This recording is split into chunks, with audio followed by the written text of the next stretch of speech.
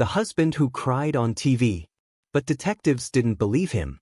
Before this story pulls you into the dark, hit subscribe, leave a like, and tell me in the comments who you trust, because sometimes the most convincing tears hide the coldest truths. The neighborhood was the kind where nothing dramatic ever seemed to happen. Trim lawns. Identical mailboxes. Christmas lights still hanging weeks after the holidays because no one felt rushed to take them down. It was peaceful in the way postcards try to be: quiet, predictable, safe. That illusion shattered on a winter morning. When Daniel Mercer stepped outside his home and realized his wife hadn't returned from her early walk, he did what any concerned husband would do. He called her phone. Twice. 10 times. No answer. The silence stretched until it felt personal. By noon, he was dialing the police, his voice trembling just enough to sound genuine. Emma Mercer was 8 months pregnant. Within hours, patrol cars lined the street. Officers knocked on neighbors' doors. Volunteers formed search lines that stretched across nearby parks and riversides. The story moved fast, faster than anyone expected. A missing pregnant woman in a quiet town draws attention like gravity. Local reporters arrived before sunset. By evening, national news vans were parked at the curb. Daniel stood in front of the cameras that night. He wore the same jacket he'd been wearing all day, as if changing clothes would be inappropriate. His eyes were red. His hands shook slightly when he spoke. He pleaded for Emma's safe return, asking whoever had information to come forward. His voice cracked at all the right moments. It was the kind of performance that makes strangers feel sympathy instantly. But inside the police station, something didn't sit right. Detective Laura Hayes watched the interview replay on a small office monitor, arms crossed, expression unreadable. She had handled dozens of missing person cases. Grief came in many forms: silence, anger, confusion, but Daniel's emotions felt rehearsed. Not fake. Just too perfectly aligned with expectation, like an actor who had memorized his cues but forgotten how to breathe naturally between them. Still, suspicion wasn't evidence. The investigation began the way all modern cases do: phones, credit cards, digital footprints. Emma's last activity was ordinary: an online purchase, a text to a friend about baby clothes, a weather check. Nothing alarming. Nothing suggesting she planned to leave. Daniel, meanwhile, became the face of the search. He printed flyers, organized volunteer groups, gave daily interviews. He used phrases that sounded heartfelt but strangely repetitive. "She's my world. We were so excited. Please bring her back." The public rallied behind him. Social media filled with support. Donations poured in for search efforts. But behind closed doors, detectives noticed fractures. Daniel couldn't remember simple timelines. He mixed up the order of events from the morning Emma vanished. Small details changed each time he retold the story: what she wore, what time she left, whether she said goodbye. Individually, the inconsistencies meant little. Together, they formed a pattern impossible to ignore. Then came the first unexpected discovery. Emma's car was found parked near a marina miles from their home. The seat was pushed back farther than she normally drove. Her purse was still inside. Phone gone. Keys missing. The water beside the docks was dark and motionless, reflecting nothing. Reporters flooded the scene within minutes. Daniel arrived shortly after, collapsing into tears as cameras rolled. The footage aired nationwide. Sympathy deepened. People shared his pain as if it were their own. Detective Hayes watched again. The tears were real. But grief, she believed, doesn't usually check where the cameras are before falling apart. While search teams focused on the water, another branch of the investigation quietly expanded. Financial records were reviewed. Emails were opened. Call logs were mapped like constellations. That's when a name appeared, once, then repeatedly. A woman Daniel had never mentioned. Late-night calls. Deleted messages recovered from backups. Conversations that began casually but shifted into something intimate, then urgent. Plans hinted at. Promises made. Words that didn't belong to a man preparing for fatherhood. The timeline tightened. Detectives cross-referenced the marina location with Daniel's phone data. He had been there days earlier. He said it was for a work errand, but couldn't provide details. Receipts told a different story, purchases that suggested preparation rather than coincidence. The case was no longer just about finding Emma. It was about understanding Daniel. Publicly, he continued to cry, continued to plead, continued to embody the image of a devastated husband. Privately, investigators began to peel back layers he didn't realize existed.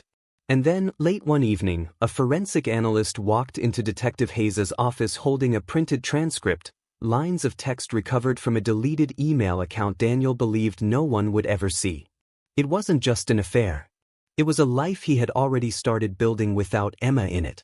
Because buried within those messages was a sentence that would change the direction of the entire investigation. A sentence written weeks before Emma disappeared. By the end of the year, I'll finally be free. The public still saw Daniel Mercer as a grieving husband.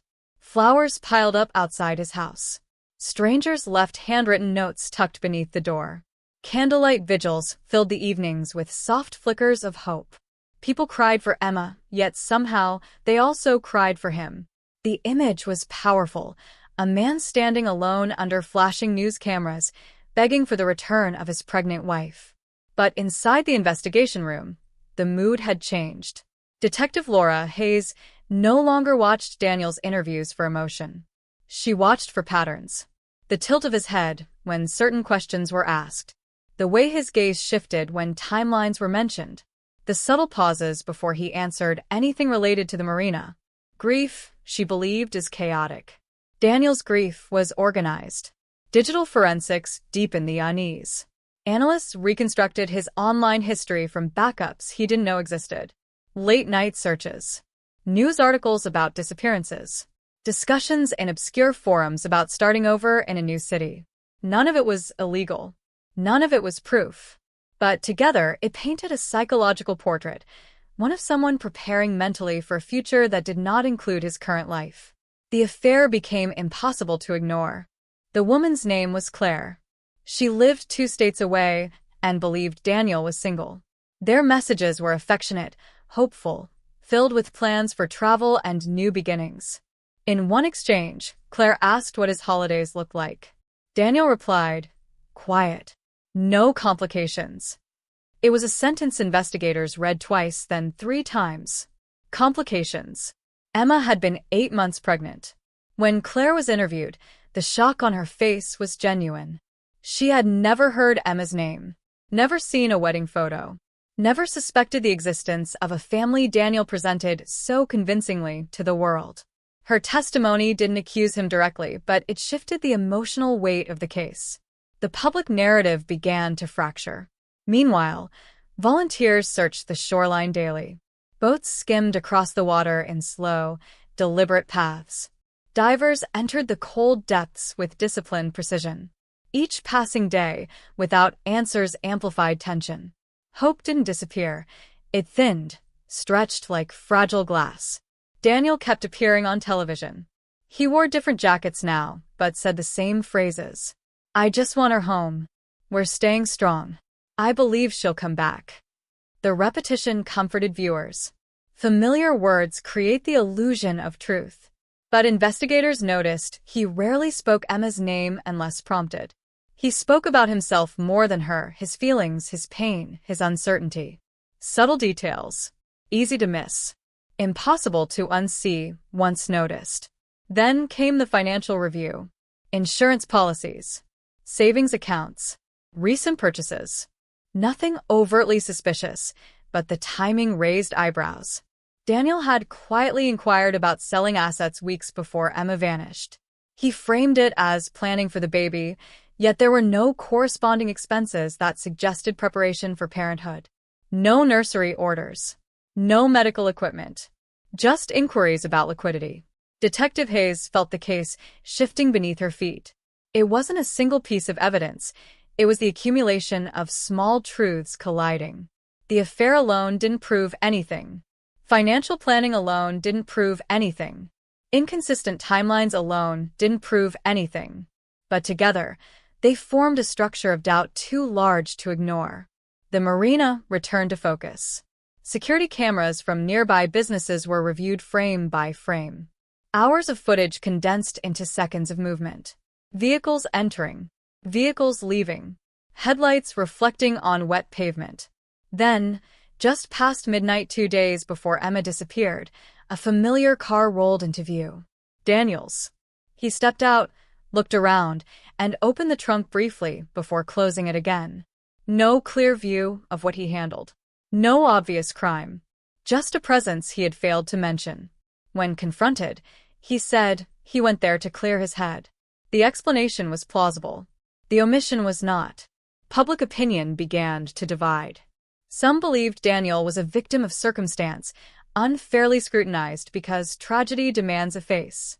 Others sensed what investigators sensed, a performance too polished, a sorrow too symmetrical. Social media debates intensified, each side certain they held the truth. Inside interrogation rooms, pressure mounted quietly. Detectives didn't accuse. They asked. Repeated questions with slight variations. They watched how Daniel adapted his answers, how certainty softened into vagueness when specifics were requested. His composure held, but strain appeared at the edges, like cracks forming in glass under invisible pressure. Then the lab report arrived. A single document. Technical. Clinical. Easy for the untrained eye to overlook. But to investigators, it was a turning point.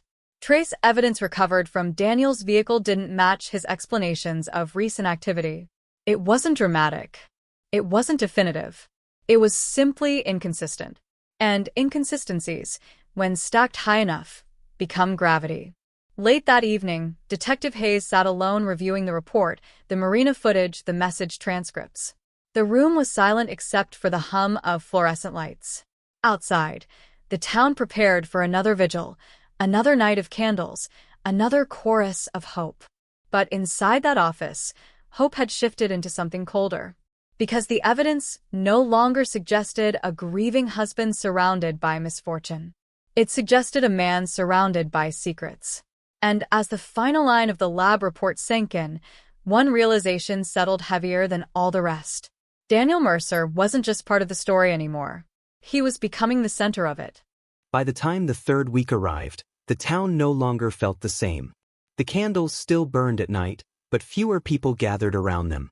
News vans had thinned, yet the silence they left behind felt louder than the crowds ever did. Conversations shifted from, "Where is Emma?" to "What really happened?" The focus had moved, slowly, almost reluctantly, from the missing woman to the man who kept asking the world to feel sorry for him. Daniel Mercer noticed the change. The interviews became less frequent. The invitations to speak grew cautious. Reporters who once offered sympathetic nods now asked sharper questions. The camera angles felt colder. Even his neighbors stopped lingering at the fence when he stepped outside. Grief had turned into suspicion, and suspicion has a way of isolating its subject long before any verdict is spoken. Behind the scenes, detectives prepared their final move.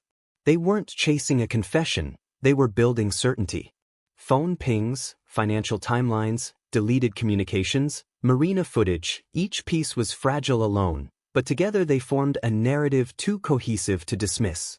Detective Hayes often described it as assembling a mirror. Every shard reflected the same face, just from different angles. The breakthrough came from something almost invisible. A photograph. It wasn't dramatic. No blurred figures or obvious wrongdoing. Just an ordinary image pulled from a digital archive Daniel believed had been permanently erased.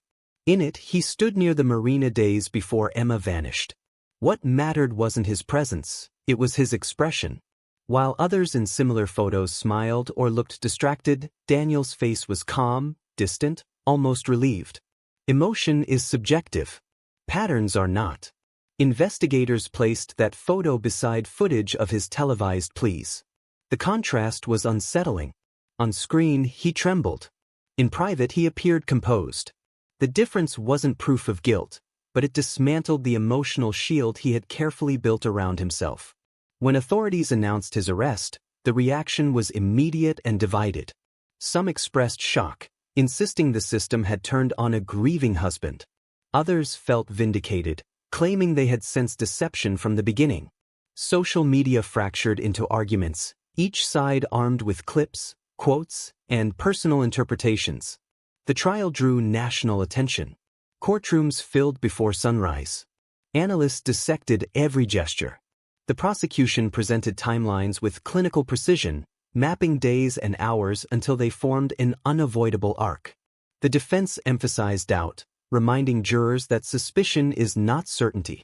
Weeks passed in a blur of testimony, evidence charts, and quiet tension thick enough to feel in the air. Daniel rarely looked at the audience. He focused on the table in front of him, hands folded, expression neutral. The tears that once flowed easily on television never appeared in court. Observers debated what that meant: shock, strategy, or simply exhaustion. But Detective Hayes noticed something else entirely. He never asked about Emma. Not once during proceedings did he request updates about the searches that had taken place.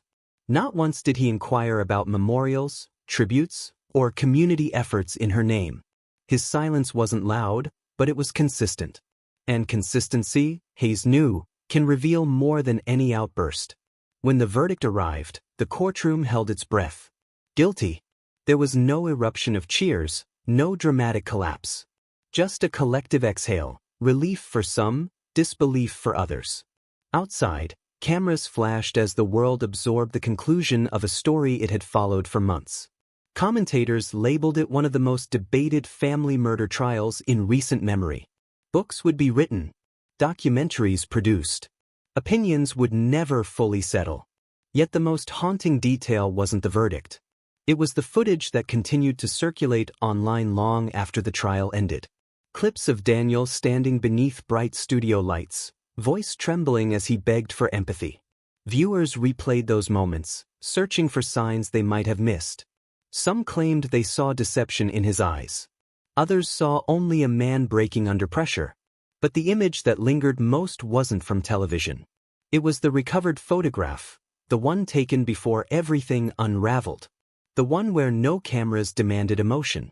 The one where his face carried a quiet stillness untouched by performance. Years later, people still debate the case. Not just the evidence, not just the verdict, but the unsettling realization that emotion can be crafted, rehearsed, and delivered convincingly to millions. That tears can fall on cue while truth waits patiently in the background, unnoticed. Because what ultimately changed the course of the investigation wasn't a dramatic confession or a hidden weapon. It was a single moment captured when Daniel Mercer thought no one was watching. And in that moment, the husband who cried on television wasn't crying at all.